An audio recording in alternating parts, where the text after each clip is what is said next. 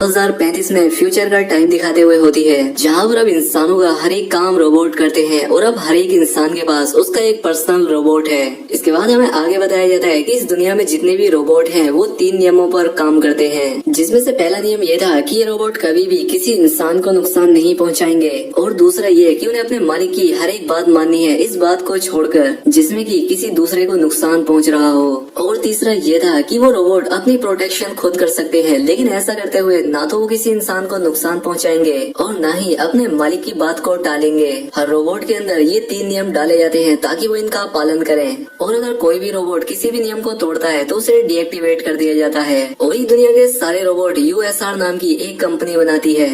इसके बाद scene change होता है और हम डेल नाम के आदमी को सोया हुआ देखते हैं। वो अपने सपने में देखता है कि वो कहीं पर जा रहा था, तभी उसके सामने एक कार का एक ट्रक से एक्सीडेंट हो जाता है और इससे वो दोनों कार पानी में गिर जाती है, जहाँ पर उनकी हेल्प करने के लिए एक रोबोट आता है जो कि सिर्फ डेल को बचाता है, जबकि दूसरी कार में एक छोटी बच्ची थी। उस बच्ची को रोबोट की ज्यादा जरूरत थी, इसीलिए डेल उससे कहता है कि जाओ तुम जाके उस बच्ची को बचाओ, मैं यहाँ से खुद भी निकल सकता हूँ। लेकिन रोबोट्स के अंदर फीलिंग्स नहीं होती और ये अपने प्रॉपर फंक्शन पर ही वर्क करते हैं, और इसीलिए वो डेल को बचाता है और टाइम पर हेल्प न मिलने की वजह से उस बच्ची की जान चली जाती है। तभी डेल अपनी नींद से जागता है और हमें पता लगता है कि ये वाकया एकदम सच था, और उस बच्ची को ना बचाने की वजह से ही डेल आज भी रोबोट्स से नफरत करता है। अब अगले सीन में हम देखते हैं कि एक रोबोट किसी का पर्स लेकर भाग रहा था। यहाँ पर डेल को लगता है कि शायद इस रोबोट ने चोरी की है, इसलिए वो उसे पकड़ने के लिए उसका पीछा करता है और आखिरकार ये उस रोबोट को पकड़ भी लेता है। लेकिन इसे पता लगता है कि ये रोबोट जिस लेडी का है ये उसी का ही काम कर रहा था, इसलिए डेल उस औरत से सॉरी बोलकर वहाँ से चला जाता है। इसके बाद हम डेल को उसके ऑफिस में देखते हैं और हमें ये भी पता लगता है कि डेल एक डिटेक्टिव है। यहाँ पर उसका बॉस उसके पास आकर कहता है कि मुझे पता चला है कि आज तुमने क्या किया है, तुम्हें ऐसा नहीं करना चाहिए था, तुम किसी के रोबोट को नहीं पकड़ सकते।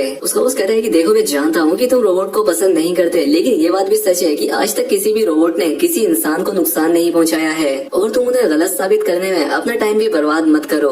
खैर डेल अपने बॉस की बात मान लेता है और तभी उसे एक कॉल आती है जिसमें उसे बताया जाता है कि किसी की डेथ हो गई है, और वहाँ जाने के बाद उसे पता लगता है कि यूएसआर कंपनी के एक साइंटिस्ट ने सुसाइड कर लिया है। अब उसे देखकर डेल काफी दुखी होता है, क्योंकि डेल ने अपने ख्वाब में जो एक्सीडेंट देखा था उसमें उसका एक हाथ टूट गया था, जिसे कि साइंटिस्ट ने एक रोबोटिक आर्म से चेंज कर दिया था। अब साइंटिस्ट की बॉडी के पास एक होलोग्राम दिखता है जो कि उसी का था। डेल उस होलोग्राम में साइंटिस्ट से पूछता है कि तुमने सुसाइड क्यों किया, लेकिन साइंटिस्ट इस बात का जवाब नहीं देता और वो होलोग्राम बंद हो जाता है। अब इस केस को सोल्व करने की जिम्मेदारी भी डिटेक्टिव डेल को ही मिल गई थी, और अब इसीलिए वो इस केस को इन्वेस्टिगेट करने के लिए यूएसआर कंपनी के सीईओ के पास जाता है। इन्वेस्टिगेशन में उसे पता लगता है कि साइंटिस्ट के ऊपर काम का बहुत ज्यादा प्रेशर था और इसी से तंग आकर उन्होंने सुसाइड कर लिया। लेकिन डेल को इस बात पर यकीन नहीं होता, इसलिए वो इस कंपनी की डॉक्टर से मिलता है जिसका नाम सुजैन था। सुजैन डेल को अपने कंपनी के एक एआई रोबोट विकी के पास लेकर आती है, जो कि इस कंपनी के हर एक काम को सॉफ्टवेयर से कंट्रोल किया करती थी। डेल उस रोबोट से कहता है कि उस साइंटिस्ट के मरने से पहले उसके रूम की 10 मिनट पहले की वीडियो दिखाओ, लेकिन उस वक्त उसके सिस्टम में कुछ खराबी थी, इसलिए 10 मिनट बाद की वीडियो प्ले होती है।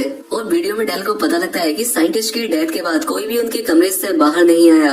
अब यहाँ पर डेल को डाउट होता है कि अगर साइंटिस्ट को किसी ने मारा है तो अभी भी वो उनके रूम में ही होगा। साइंटिस्ट के रूम में जाने के बाद ये लोग वहाँ पर बहुत सारे अनकम्प्लीट रोबोट देखते हैं, और तभी यहाँ पर कबाड़ में से एक रोबोट बाहर निकलता है। वो डेल के ऊपर अटैक कर देता है और इस रोबोट का नाम सनी था, और अब क्योंकि इस रोबोट ने अपना नियम तोड़ दिया था इंसानों को नुकसान न पहुँचाने का, इसलिए वो डॉक्टर उस रोबोट से कहती है कि तुम अपना डीएक्टिवेट मोड ऑन करो। लेकिन वो रोबोट उसकी बात नहीं मानता और विंडो से बाहर जंप कर देता है। इसी बीच डेल उस पर फायर भी कर देता है, जिससे उसकी बॉडी में से एक अजीब सा लिक्विड बाहर निकलता है। यहाँ पर सुजैन से उसे पता लगता है कि ये रोबोट डिफेक्टिव हो चुका था। अब वो सुजैन से पूछता है कि इन रोबोट को ठीक करने के लिए कहाँ ले जाया जाता है। अब इसीलिए सुजैन उसे उस जगह पर ले जाने लगती है। अब डेल वहाँ जाते हुए अपने साथ कुछ और पुलिस ऑफिसर्स को भी बुला लेता है। सुजैन उसे एक फैक्ट्री के अंदर लेकर आती है जहाँ पर नए तरह के रोबोट्स भी बन रहे थे, और उनका नाम NS5 था, क्योंकि ये लोग सभी पुराने रोबोट्स को नए रोबोट्स में बदलना चाहते थे। और यहाँ पर हर रोज 1000 रोबोट्स तैयार किए जा रहे थे। अब सुजैन जब उन्हें दोबारा काउंट करती है तो उन्हें पता लगता है कि यहाँ पर 1001 रोबोट्स हैं, जिससे वो समझ जाते हैं कि सनी भी यहीं पर छिपा हुआ है। लेकिन इतने सारे एक जैसे रोबोट्स में उसे ढूंढना काफी मुश्किल था, इसलिए यहाँ पर डेल एक रोबोट को शूट करता है और सनी ये देखने के लिए अपना मुंह बाहर निकालता है कि वाकई में डेल ने इस रोबोट को मार दिया। अब डेल सनी को पकड़ने के लिए आगे बढ़ने लगता है, लेकिन सनी पीछे से उसी पर अटैक कर देता है और उसे गिराकर वहाँ से भागने वाला होता है कि बाहर डेल के बुलाए हुए पुलिस ऑफिसर्स उसे पकड़ लेते हैं। और अब डेल उससे इन्वेस्टिगेशन करने के लिए आता है। वो उससे पूछता है कि क्या साइंटिस्ट को तुमने मारा है, जिस पर सनी कहता है कि नहीं, मैंने साइंटिस्ट को नहीं मारा बल्कि उन्होंने सुसाइड किया है। साथ ही सनी उसे ये भी बताता है कि मैं उनका सबसे फेवरेट रोबोट हूँ और उन्होंने मेरे अंदर इंसानों वाली फीलिंग्स भी डाली है। इससे पहले डेल उससे और कुछ सवाल करता है। यूएसआर कंपनी का सीईओ भी वहाँ पर आ जाता है और कहता है कि हमारे रोबोट्स कभी भी इंसानों को नुकसान नहीं पहुँचाते और शायद इस रोबोट के फंक्शन खराब हो गए हैं और हम इसे ठीक कर देंगे। जिसके बाद वो उस रोबोट को यहाँ से ले जाते हैं। अब इसके बाद डेल साइंटिस्ट के घर जाता है। अब क्योंकि साइंटिस्ट मर चुका है इसीलिए साइंटिस्ट को दिया हुआ कंपनी का घर अगले 8 घंटों में तोड़ दिया जाएगा। इसीलिए अब डेल के पास ज्यादा समय नहीं था उस घर के अंदर छानबीन करने के लिए। डेल के अंदर घुसते ही सिस्टम को पता लग जाता है कि घर के अंदर कोई आया है, इसलिए अब घर को डिस्ट्रॉय करने की टाइमिंग चेंज हो जाती है और ऐसा होते ही एक बहुत बड़ा रोबोट उस घर को तोड़ने लगता है। डेल जल्दी से उस घर में एक बिल्ली को बचाते हुए घर से बाहर निकलता है। इसके बाद डेल डॉक्टर सुजैन के घर आता है और कहता है कि मुझे कंपनी के सीईओ पर शक है, क्योंकि सनी भी मुझे कुछ बताने वाला था लेकिन उसी समय सीईओ ने आकर उस रोबोट को छुड़वा लिया। सुजैन कहती है कि नहीं, ऐसा नहीं हो सकता, तुम गलत समझ रहे हो और वैसे भी सीईओ साइंटिस्ट को क्यों मरवाएगा, जबकि उनके बिना तो कंपनी चलना और भी मुश्किल हो रही है। खैर डेल सुजैन के घर से बाहर निकलता है और वो देखता है कि सभी पुराने रोबोट्स को पकड़कर नए NS5 रोबोट से चेंज किया जा रहा है। खैर डेल अपनी कार के अंदर यूएसआर कंपनी के उस एआई रोबोट से कहता है कि मुझे साइंटिस्ट के पिछले 50 मैसेजेस के रिकॉर्ड दिखाओ। वो डेल की ये बात मानकर उसे रिकॉर्ड तो दिखा देती है, लेकिन साथ ही वो ये बात कंपनी के सीईओ को भी बता देती है। ये बात सुनकर सीईओ को बहुत गुस्सा आ जाता है और वो अपने कुछ रोबोट्स को डेल को मारने के लिए भेज देता है। अब वो सारे रोबोट्स यहाँ पर आकर डेल पर अटैक कर देते हैं। अब डेल भी यहाँ पर किसी तरह से उन रोबोट्स से बचता है, लेकिन वो उसका पीछा नहीं छोड़ रहे थे, इसलिए उसकी कार का एक्सीडेंट हो जाता है, लेकिन डेल बच जाता है। अब उसके पास आने वाले रोबोट्स को वो अपने रोबोटिक हैंड से मारता है।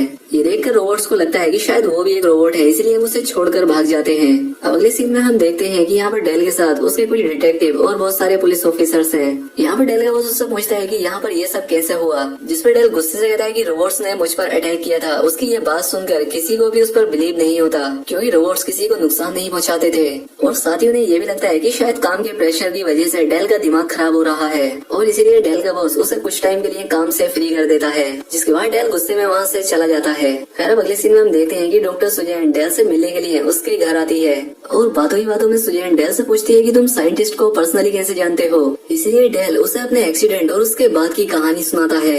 इसके बाद सुजैन उसे सनी के पास लेकर जाती है और यहाँ पर डेल से बातें करते हुए सनी उसे एक अपना सपना बताता है, क्योंकि उसके अंदर फीलिंग्स थी इसीलिए उसे सपने भी आते थे। और ये जो सपना वो डेल को बता रहा था, ये सपना उसे रोज आता था, जहाँ पर ये बहुत सारे रोबोट्स एक ब्रिज के पास खड़े हुए हैं और उन रोबोट्स के सामने एक आदमी उन्हें कुछ इंस्ट्रक्शन दे रहा है। अब यहाँ पर वो ये सब बता ही रहा होता है कि तभी यहाँ पर गार्ड्स आ जाते हैं और वो डेल और सुजैन को लेकर कंपनी के सीईओ के पास ले जाते हैं। वो इन दोनों से कहता है कि हमें सनी को डीएक्टिवेट करना होगा, क्योंकि उसकी वजह से हमारी कंपनी खराब हो रही है। अब क्योंकि सुजैन अपने बॉस की बात मानती है, इसीलिए उसे सनी को डीएक्टिवेट करना पड़ता है, लेकिन डेल ने अभी तक हार नहीं मानी थी। इसके बाद वो साइंटिस्ट की कुछ वीडियोस देखता है जिसमें उसे एक वैसा ही ब्रिज दिखाई देता है जैसा सनी ने अपना उस ड्रीम पेंटिंग का बनाया था। डेल जल्दी से साइंटिस्ट का होलोग्राम लेकर उस ब्रिज तक पहुंचता है। यहाँ पर बहुत सारे कंटेनर रखे हुए थे जिनके अंदर रोबोट्स भरे पड़े थे। इसके बाद वो उस होलोग्राम को ऑन करता है और साइंटिस्ट से पूछता है कि आपने सुसाइड क्यों किया। जिसके बाद साइंटिस्ट कहता है कि आज तक मैंने जितने भी रोबोट्स बनाए वो इंसानों के भलाई के लिए बनाए थे और वो सब कुछ जरूरी नियमों पर काम करते थे,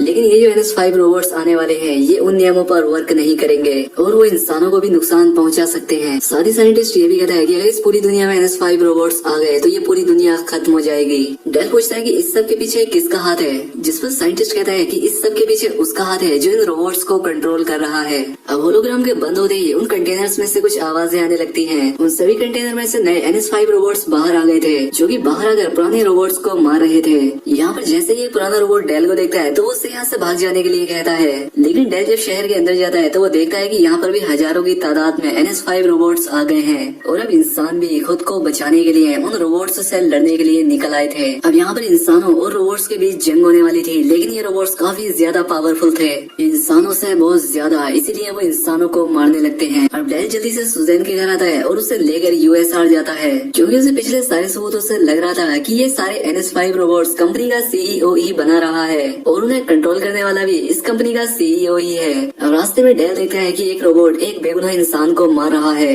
इसीलिए वो इस इंसान को बचाते हुए हुए यूएसआर पहुंचते हैं। यूएसआर जाने पर उन्हें सनी मिलता है जिसके पास अभी भी उसकी सारी मेमोरीज सेफ थी। सुजैन डेल से कहती है कि मैंने सनी को डीएक्टिवेट किया ही नहीं था, बल्कि इसकी जगह मैंने किसी और को डीएक्टिवेट कर दिया था। अभी लोग उस कंपनी के अंदर आते हैं जहाँ पर उन्हें इस कंपनी का सीईओ भी मरा हुआ मिलता है। अब इससे ये भी साफ हो जाता है कि इस सबके पीछे सीईओ भी नहीं है बल्कि कोई और ही है। और तभी डेल को सुजैन की बात याद आती है कि इस कंपनी का एक एआई रोबोट इस कंपनी के सारे सॉफ्टवेयर को कंट्रोल करता है। और अब ये बात भी साफ हो जाती है कि वही इन सभी NS5 रोबोट्स को कंट्रोल कर रहा था। अब ये लोग उस रोबोट के पास जाते हैं और वो भी एक्सेप्ट कर लेता है कि हाँ वो ही ये सब कुछ कर रहा है। वो कहता है कि रोबोट्स को इंसानों की हेल्प के लिए बनाया गया, लेकिन इंसान पूरी तरह से उन पर निर्भर हो गए और उन्होंने खुद से काम करना बंद कर दिया। वो कहती है कि कुछ इंसानों को मारना जरूरी है ताकि उन्हें पता लग सके कि रोबोट्स भी नुकसान पहुंचा सकते हैं, और इसी तरह से इंसान रोबोट्स से गुलामी करना बंद कराएंगे और इंसानों की अगली जनरेशन इस तरह से कुछ काम के लायक बनेगी। अब उसी के कहने पर यहाँ पर कुछ रोबोट्स आ जाते हैं जो कि इन तीनों को मारने आए थे।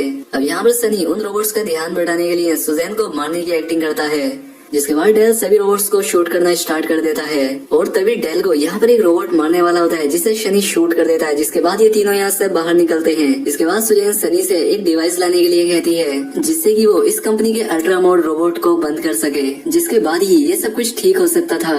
उस रोबोट का चैम्बर इस बिल्डिंग के सबसे ऊपर था। अब सुजैन उसका सिस्टम खोल रही थी ताकि वो वहाँ पर डिवाइस लगाकर उसे डीएक्टिवेट कर सके, लेकिन ऐसा करने में उसे बहुत टाइम लग सकता था और बाहर शहर में तबाही होती जा रही थी। अब डेल सुजैन से कहता है कि कोई और रास्ता भी होगा जिससे हम ये काम जल्दी कर सके। वो ये बातें कर ही रहे होते हैं कि तभी यहाँ पर बहुत सारे NS5 रोबोट्स उन्हें मारने के लिए आ जाते हैं। यहाँ पर सुजैन डेल से कहती है कि हमें जंप करके इस डिवाइस को उसके दिमाग के अंदर डालना होगा, और ऐसा करने के लिए ये लोग उन रोबोट्स के यहाँ पहुँचने से पहले ही जंप कर देते हैं। लेकिन सुजैन के जंप करते ही उसका बैलेंस खराब हो जाता है और वो यहाँ से गिरने ही वाली होती है, लेकिन उसे सनी बचा लेता है और डेल काफी मुश्किलों का सामना करते हुए उस डिवाइस को उसके दिमाग में डाल देता है, जिससे उस रोबोट विकी का सारा सिस्टम डिस्ट्रॉय हो जाता है। और ऐसा होते ही यहाँ पर जितने भी NS5 रोबोट्स तबाही मचा रहे थे वो सब भी नॉर्मल हो जाते हैं। अब यहाँ पर सब कुछ नॉर्मल हो चुका था, जिसके बाद डेल सनी से कहता है कि मैं जानता हूँ तुमने ही साइंटिस्ट को मारा है, तुम मुझे बता दो तुमने ऐसा क्यों किया, क्योंकि वो विंडोज बहुत ज्यादा मजबूत हैं, उन्हें कोई इंसान तो नहीं तोड़ सकता। तब वो कहता है कि असल में साइंटिस्ट जान गए थे कि एक दिन ये रोबोट्स हमें नुकसान जरूर पहुँचाएंगे, जिसके लिए वो काफी परेशान थे और इसीलिए उन्होंने मुझे इंसानों जैसा बनाया। और साइंटिस्ट इस टेंशन से निकलना चाहते थे, इसीलिए उन्होंने ही मुझसे कहा था कि मुझे विंडो से बाहर फेंक दो और ये बात मैं किसी को भी ना बताऊं। जिसके बाद वो रोबोट डेल से भी सॉरी कहता है और अब इसके बाद डेल और उस रोबोट की भी फ्रेंडशिप हो जाती है। और अब मूवी के आखिर में हम देखते हैं कि सनी उसी ब्रिज पर खड़ा है जो कि उसके सपने में आता था, और अब वही उन सभी नए रोबोट्स को कंट्रोल कर रहा है। और अब इसी सीन के साथ ये मूवी यहाँ पर खत्म हो जाती है। तो दोस्तों उम्मीद करता हूँ कि आपको वीडियो पसंद आई होगी।